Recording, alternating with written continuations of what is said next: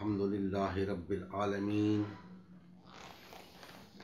वस्सलातु वस्सलामु अला सय्यदिल अंबिया वल मुरसलीन व अला आलिहि व अस्हाबिहि अजमईन। अम्मा बाद फ़अऊज़ु बिल्लाहि मिनश शैतानिर रजीम। बिस्मिल्लाहिर रहमानिर रहीम।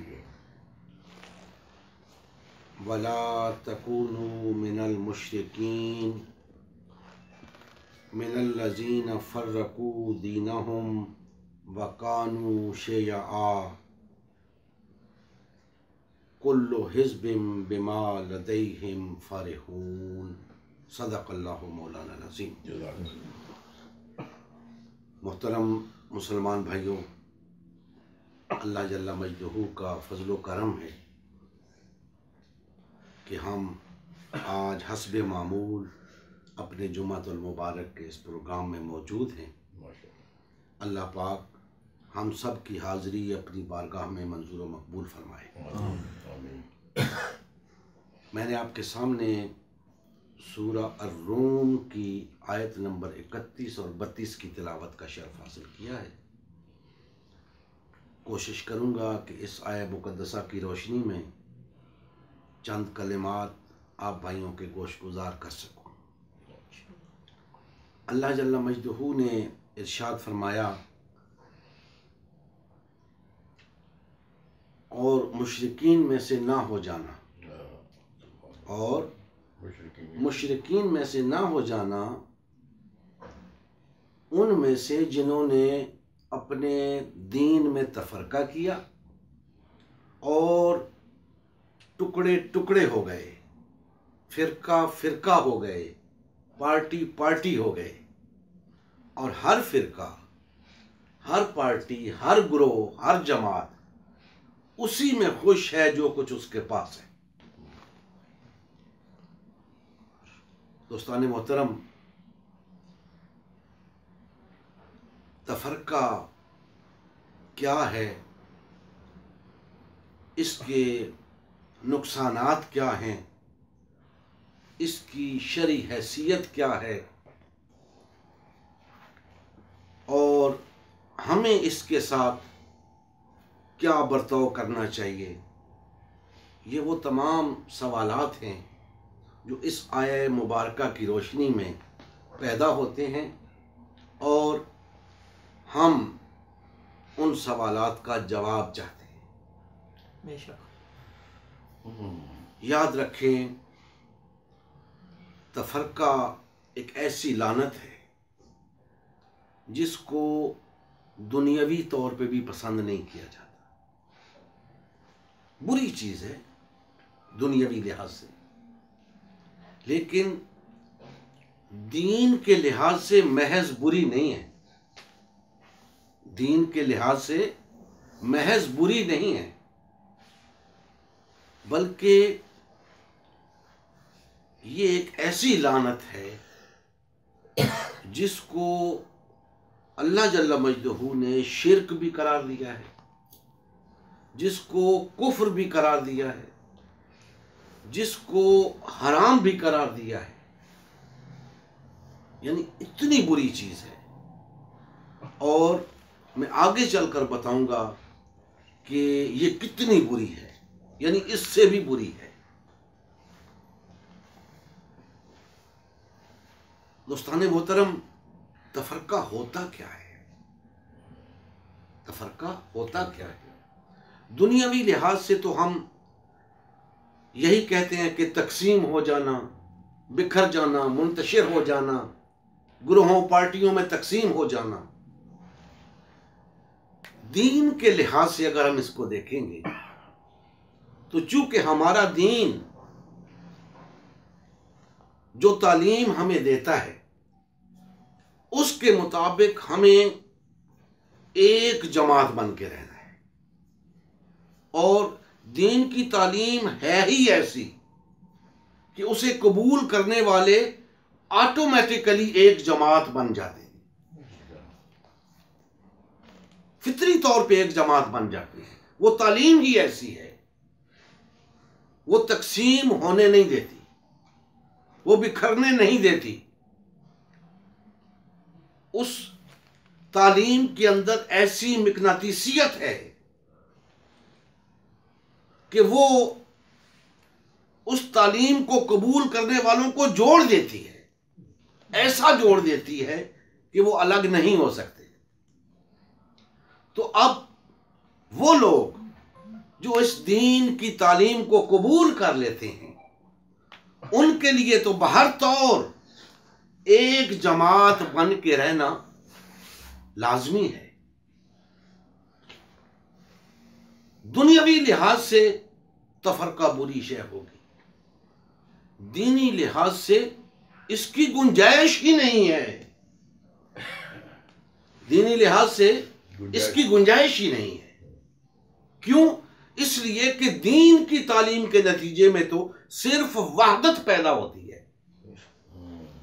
दीन की तालीम के नतीजे में सिर्फ वहदत पैदा होती है, तफरके की कोई गुंजाइश नहीं है, पार्टीबाजी की कोई गुंजाइश नहीं है। लिहाजा ये एक ऐसी चीज है जिसका दूर दूर तक दीन से कोई ताल्लुक नहीं है, कोई वास्ता नहीं इसका दीन के साथ। क्योंकि दीन एक जमात बनकर रहने का हुक्म देता है, वहदत इख्तियार करके रहने का हुक्म देता है। ये एक जमात बन के रहना, ये वहदत इख्तियार करके रहना, ये खुद ब खुद होता है या इसके लिए कोशिश होती है? याद रखें, दीन इस्लाम की तालीम इतनी उम्दा तालीम है, इतनी आला व अरफा तालीम है, जिसके नतीजे में उसके कबूल करने वालों के दरमियान मोहब्बत पैदा होती है, अखुवत पैदा होती है, और ये मोहब्बत और अखुवत उन्हें आपस में जोड़ देती है, जिसकी बुनियाद पर उनके अंदर एक बेमिसाल वहदत पैदा हो जाती है। तफरके की कोई गुंजाइश नहीं, उस जमात से अलग होने की कोई गुंजाइश नहीं, पार्टीबाजी की कोई गुंजाइश नहीं। उस जमात से अलग होना गोया उस जमात के साथ इख्तिलाफ करना है। उस जमात के साथ इख्तिलाफ करना दरअसल अल्लाह और उसके रसूल के साथ इख्तिलाफ करना है। क्यों? वो जमात तो कायम है अल्लाह और उसके रसूल के अता करदा उसूल और ज़वाबित की रोशनी में। तो उन उसूलों से इन्हिराफ करना जमात से इख्तिलाफ नहीं है, अल्लाह और उसके रसूल से इख्तिलाफ है। और जो शख्स अल्लाह और उसके रसूल से इख्तिलाफ कर जाए, उसका दीन के साथ क्या ताल्लुक रह जाता है? लिहाजा ये तफरका, ये पार्टीबाजी, इसका दीन के साथ कोई ताल्लुक नहीं। आज पार्टियों और जमातों का एक जुम्मे गफीर नजर आता है। रोजाना नित नई जमातें वजूद में आ रही हैं, नित नई पार्टियां बन रही हैं। भाई ये दुनियावी लिहाज से तुम्हारे पास इसके जवाब होंगे, दीनी लिहाज से इसका कोई जवाब नहीं। दीन ने तो तुम्हें एक जमात बनकर रहने का हुक्म दिया है। ये अलग अलग जमातें बनाने का तसव्वुर इस्लाम के अंदर नहीं है, अल्लाह उसके रसूल की सनद इसको हासिल नहीं है। लिहाजा ये जमात साजी बहुत बड़ा जुर्म है, इतना बड़ा जुर्म है कि आप अंदाजा लगाएं, जमात साजी का हक अल्लाह ने सिर्फ अपने अंबिया को दिया है। अंबिया को जमात खड़ी करने की इजाजत है, बल्कि हुक्म है। क्योंकि उनकी तालीम जब बनी नौए इंसान तक पहुंचती है तो बनी नौए इंसान को वहदत की लड़ी में परोती है। ये वहदत की लड़ी में परोया जाना ये एक बेमिसाल नज्म है, उसी नज्म को जमात कहते हैं। तो उस जमात का मुनज़्ज़म होना, वहदत इख्तियार किए रखना, ये अंबिया के फरीजे में से है, उस जमात का क़याम, उसे उम्मत कहते हैं। ये सिर्फ नबी को हक हासिल होता है। अब नबी करीम सल्लल्लाहु अलैहि वसल्लम ने एक जमात तश्कील दी थी, एक उम्मत तश्कील दी थी। आपने जब बनी नौ इंसान के सामने दीन इस्लाम की दावत रखी तो जो लोग उस दावत को कबूल करते गए वहदत की लड़ी में पुरोए जाते रहे, एक जमात बनते रहे। नबी करीम सल्लल्लाहु अलैहि वसल्लम की क़यादत में एक जमात बनते रहे। किसी को मजाल न थी उस जमात से कदम भी बाहर रखता। उसे पता था इस जमात से कदम बाहर रखा, मेरा कदम दायरे इस्लाम से बाहर होगा, लिहाजा वो जमात से बाहर जाने का सोच भी नहीं सकता था। दोस्ताने मोहतरम, क्या दीन के उसूल बदल गए हैं कि कल तो ऐसा था कि जमात से बाहर कदम रखता तो दायरे इस्लाम से खारिज हो जाता, आज न सिर्फ जमात से बाहर कदम रखा बल्कि जमातें खड़ी कर ली, नई नई उम्मतें खड़ी कर ली, पार्टियां बना ली। किसने इजाजत दी है तुम्हें? किसकी इजाजत से जमातें बनाई हैं? अल्लाह के रसूल ने तो एक ही जमात बनाई थी, उम्मत मुस्लिमा, एक ही जमात। सबको उस जमात के साथ जुड़कर रहना था। जिसको दीन पसंद नहीं वो जमात से अलग हो जाए। दीन का नाम लेकर नई जमात खड़ी करने की इजाजत नहीं है। अगर इस्लाम के दावेदार हो तो एक जमात बनकर रहना होगा, वहदत इख्तियार करके रहना होगा, आपस में मोहब्बत करनी होगी, अखुवत पैदा करनी होगी, वरना इस तफरके की और पार्टीबाजी की दीन में कोई गुंजाइश नहीं है, दीन में कोई इजाजत नहीं है। और दोस्ताने मोहतरम, ये तफरका, जैसा कि मैंने अर्ज किया, इतनी बड़ी लानत है, इतनी बड़ी लानत है कि आज तक इसके कोई फवायद नहीं गिनवा सका। इसके फायदे हैं, हाँ फायदे हैं। किसको? मफाद परस्त तबके को इसके फायदे हैं, दुनिया परस्त तबके को, जिन्हें मालो दौलत चाहिए, जिन्हें इक्तिदार चाहिए, जो हिर्सो हवस के गुलाम हो चुके हैं, उन्हें इसकी जरूरत है। वो क्या करते हैं? वो फिर जमातें बनाते हैं, वो फिर पार्टियां बनाते हैं अपने मफादात के हुसूल के लिए, अपनी दुनियावी अगराज के हुसूल के लिए, शोहरत के हुसूल के लिए, मालो दौलत के हुसूल के लिए। वरना अल्लाह उसके रसूल सल्लल्लाहु अलैहि वसल्लम ने उन्हें इसकी इजाजत नहीं दी थी। और ये जब दोस्ताने मोहतरम, ये जमातें, ये फिरके क्यों बनते हैं? अल्लाह जल्ला मजदहू ने फरमाया कि मुशरिकीन में से ना हो जाना जिन्होंने दीन में तफरका किया और जमातें बना ली, दीन में तफरका किया और फिरके बना लिए, ग्रोह बना लिए, जमातें बना ली। याद रखें, दीन में तफरका होता है तो जमात से अलहदगी इख्तियार करते हैं लोग, दीन में तफरका करते हैं तो नई जमात खड़ी करते हैं। एक दीन में तफरका होता है, एक जमात में तफरका होता है। दीन में तफरका क्या है और जमात में तफरका क्या है? दीन में तफरका वो है जिसे हम मजहबी तौर पे तफरका कहते हैं। मसलन ये सुन्नी, शिया, बरेलवी, देवबंदी, अहले हदीस, अहले कुरान, ये मजहबी तफरका है। मजहबी तौर पे तफरीक करके दीन के अंदर लोग अलग अलग हो गए। और सियासी तफरका जो है वो है जमात में तफरका। जमात को छोड़ के अपनी अपनी जमातें बना ली।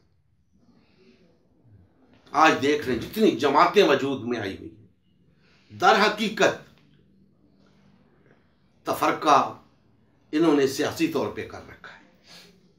मजहबी तौर पे उनमें से कोई सुन्नी होंगे, कोई शिया, कोई बरेली, कोई देवबंदी। सियासी तफरका अलग है, मजहबी तफरका अलग है।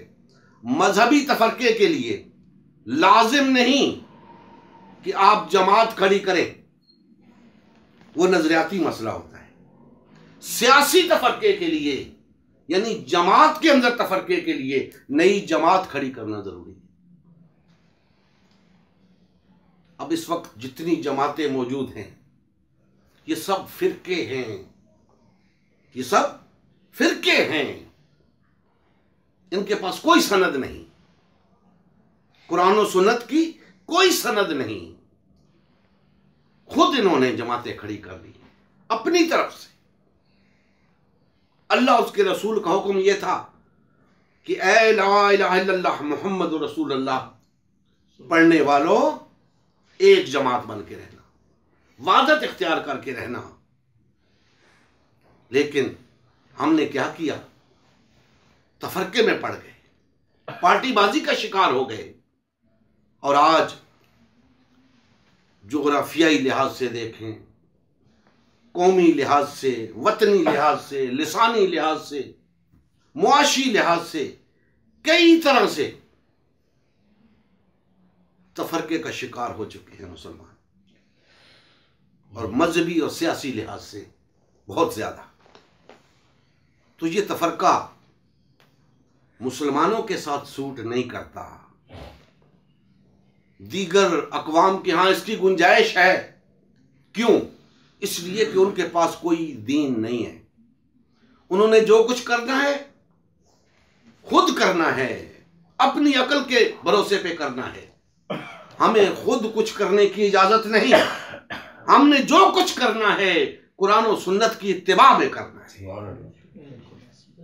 अगर कुरान और सुन्नत इजाजत देते हैं तफरके की तो तफरका करो, लेकिन अगर कुरान और सुन्नत इसकी इजाजत नहीं देते तो छोड़ दो तफरके को। क्यों करते हो तफरका? क्यों पार्टियां बना रखी हैं? क्यों कुरान और सुन्नत की तरफ नहीं लौटते? फिर दावा क्यों करते हो दीन का? जब कुरान और सुन्नत की तरफ नहीं आना, फिर दीन का दावा क्यों करते हो? और अगर दीन का दावा करते हो तो फिर लौट आओ कुरान और सुन्नत की तरफ। दोस्ताने मोहतरम, ये तफरका एक ऐसी लानत है कि हम इसके जितने नुकसानात गिनवाते रहें, वक्त ख़त्म हो जाए शायद इसके नुकसानात ख़त्म ना हो। लेकिन एक बात याद रखें कि तफरका ऐसी शय है जिसका एक फ़ायदा भी नहीं, और वहादत ऐसी शय है जिसके फ़ायदे ही फ़ायदे हैं, एक नुकसान भी नहीं। इसीलिए अल्लाह उसके रसूल ने हमें वहादत कायम रखने का हुक्म दिया है, तफरके से मना फरमाया। अब दोस्ताने मोहतरम, आखिरी बात अर्ज करके अपनी बात ख़त्म करूँगा कि नबी करीम सल्लल्लाहु अलैहि वसल्लम ने इसी तफरके की शिद्दत को पेश नज़र रख के फरमाया था कि यहूद के 71 फिरके थे, एक के सिवा सब जहन्नुम में जाएंगे। नसारा के 72 फिरके थे, एक के सिवा सब जहन्नुम में जाएंगे, और मेरी उम्मत 73 फिरकों में तकसीम हो जाएगी, और एक के सिवा सब जहन्नुम में जाएंगे। ये रिवायत मैंने आयत मुबारका के आखिरी हिस्से के हवाले से आपके सामने रखी है, जिसमें अल्लाह जल्ला मजदूह ने फरमाया है कि जिस फिरके के पास जो कुछ है वो उसी पर खुश है। कुल्लु हिज़्बिम बिमा लदैहिम फारिहून, जिसके पास जो कुछ है वो उसी पे खुश है। वो क्यों खुश है? फिरकों में तकसीम होकर फिरकों से वाबस्ता लोग क्यों खुश हैं? दोस्ताने मोहतरम, वो इसलिए खुश हैं कि वो बज़ाहिर शिर्क नहीं कर रहे, बज़ाहिर शिर्क नहीं कर रहे, बज़ाहिर वो नमाजें भी पढ़ रहे हैं, बज़ाहिर वो रोज़े भी रख रहे हैं, हज भी कर रहे हैं, ज़कात भी दे रहे हैं, दीगर भी जो जो काम जिस जिसकी समझ में आते हैं वो कर रहे हैं।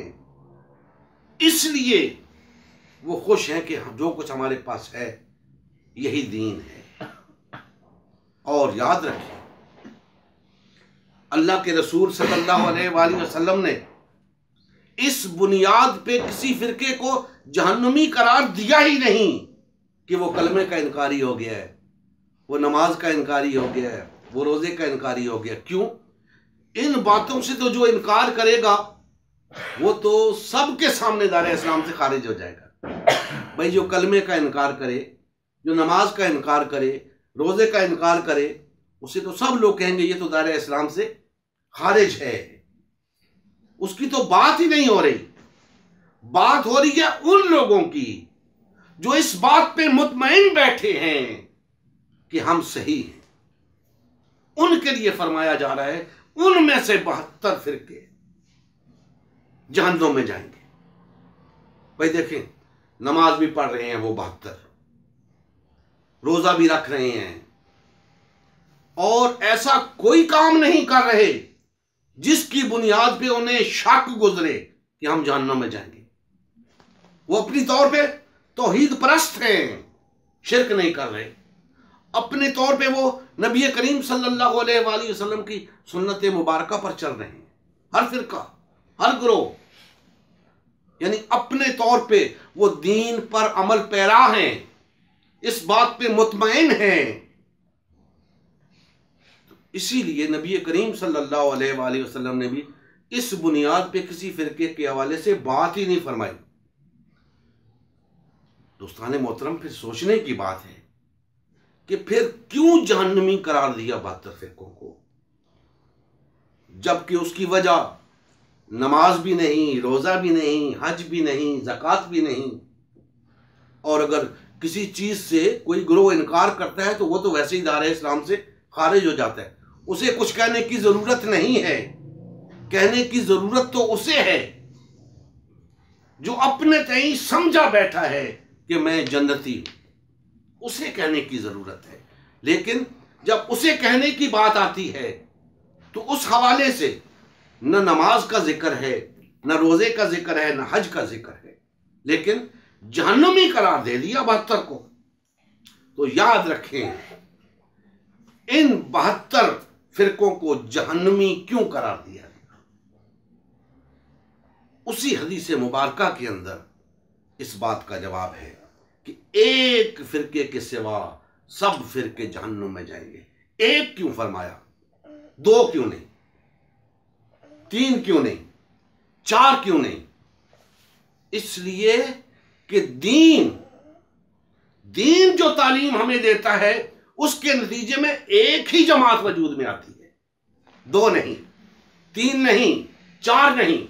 लिहाजा उसके सिवा, उस एक जमात के सिवा जितनी जमातें दीन के नाम पे बुनियाद वजूद में आएंगी वो सब की सब जहन्नमी होगी, क्योंकि तफरका किया उन्होंने।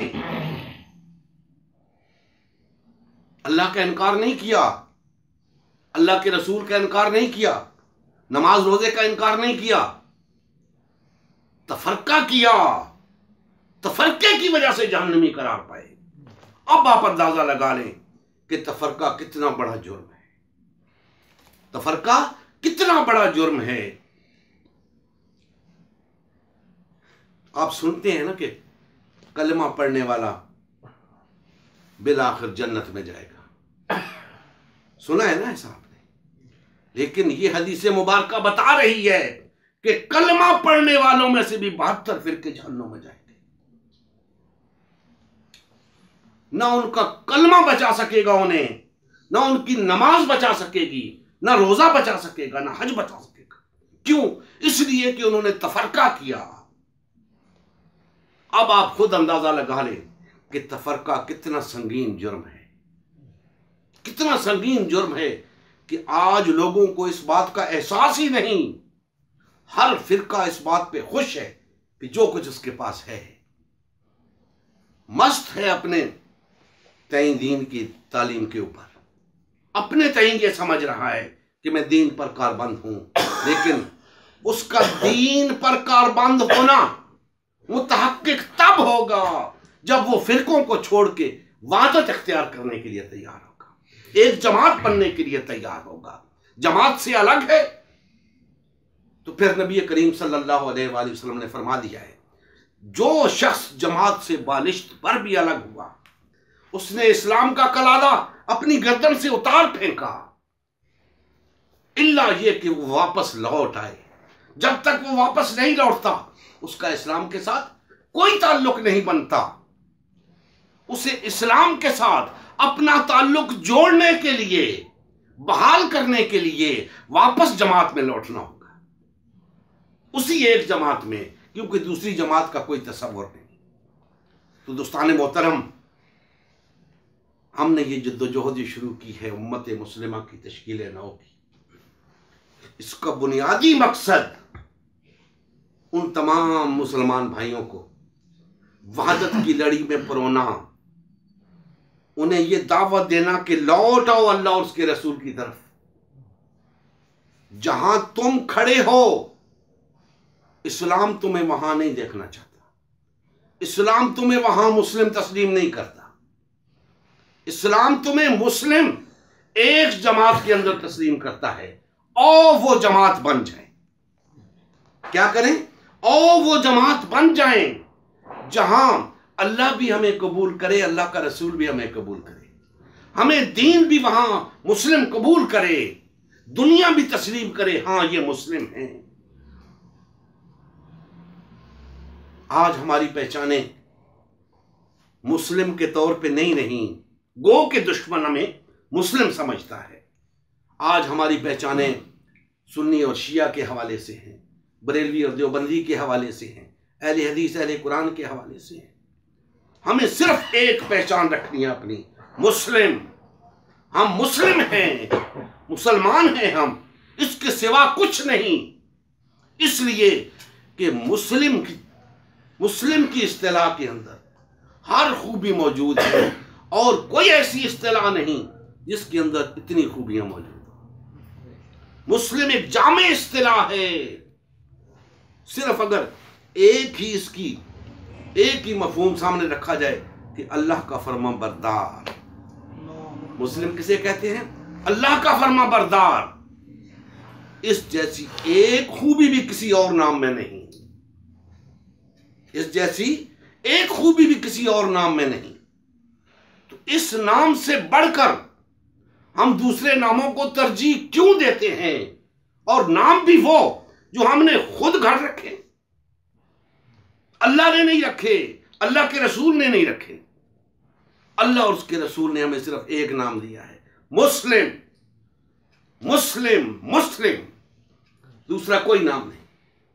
हमें मुस्लिम बनकर रहना है, मुस्लिम बनकर जीना है, मुस्लिम बनकर मरना है इंशाअल्लाह। यही दावत है तमाम कलमगो भाइयों तक, तमाम मुसलमान भाइयों तक, कि आओ, हमारे पास दूसरा कोई रास्ता नहीं, इसके सिवा हमारे पास कोई चारा नहीं कि हम इकट्ठे हो जाएं, भाई भाई बन जाएं, हमारे अंदर अखुवत पैदा हो जाए, वहदत पैदा हो जाए। इसमें हमारी कामयाबी का राज है, हमारी सरबुलंदी इसी में है, हमारी कामयाबी इसी में है। हम इस दुनिया के अंदर सरबुलंद तभी हो सकते हैं जब हम यकजान हो, हमारे अंदर वहदत हो, हमारी ताकत मुज्तमे हो। हम बिखरे हुए हैं, दुश्मन हमें पकड़ पकड़ के मारता है, एक दूसरे का हमें कोई एहसास नहीं। जहां दुश्मन का दिल करता है हमें कुचल के रख देता है, और हमें एक दूसरे का कोई एहसास नहीं। क्यों एहसास नहीं? हमने उस दीन को छोड़ रखा है, कुरान और सुन्नत को छोड़ रखा है।